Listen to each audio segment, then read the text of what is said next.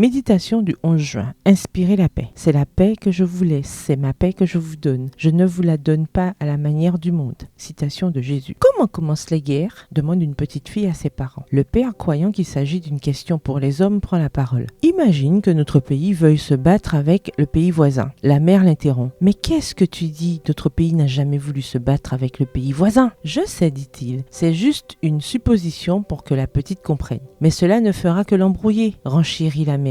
Ça ne la perturbera pas, affirme-t-il. Si, insiste-t-elle. Je te dis que non, répond-il. Je te dis que si, réplique-t-elle. La petite fille les interrompt. Ne t'inquiète pas, papa, je crois que je sais comment les guerres commencent. Parfois, le conflit est inévitable. Je crains que, dans la pratique, il ne soit pas réaliste d'aspirer à vivre une vie exempte de guerre, entre guillemets. Dialectique surtout, et de conflits personnels, professionnels au sein de l'Église. Dans un monde où le bien et le mal sont en conflit, aucune des femmes chrétiennes engagées ne sont à l'abri du mal. Jésus lui-même, le prince de la paix, a subi les attaques d'amis et d'ennemis alors qu'il avait le pouvoir de les éviter. La question est, comment répondrons-nous aux attaques dirigées contre nous, aux conflits dans lesquels nous sommes plongés et aux guerres qui ont lieu autour de nous? L'idéal du pacifisme n'est peut-être que cela, un idéal, mais c'est certainement un idéal auquel l'Évangile nous appelle et, pour cette raison, il mérite notre considération. Je ne peux peut-être pas empêcher la tempête de faire rage autour de moi à 100%, mais je peux être suffisamment consciente pour au moins essayer de ne pas être celle qui déclenche le tonnerre et les éclairs. Je peux essayer de vivre l'essence du pacifisme et par ma vie inspirer la paix. Après, si le fait de vivre avec le drapeau blanc provoque dans l'autre camp une attaque ou une acceptation de mes conditions de paix, c'est une chose dont je ne suis pas maître et je dois l'affronter avec l'aide de Dieu sans perdre espoir. Ce qui est en mon pouvoir, c'est de me convaincre que les principes suivants sont bibliques. Premièrement, heureux les artisans de paix car ils seront appelés fils de Dieu. Matthieu 5, le verset 9,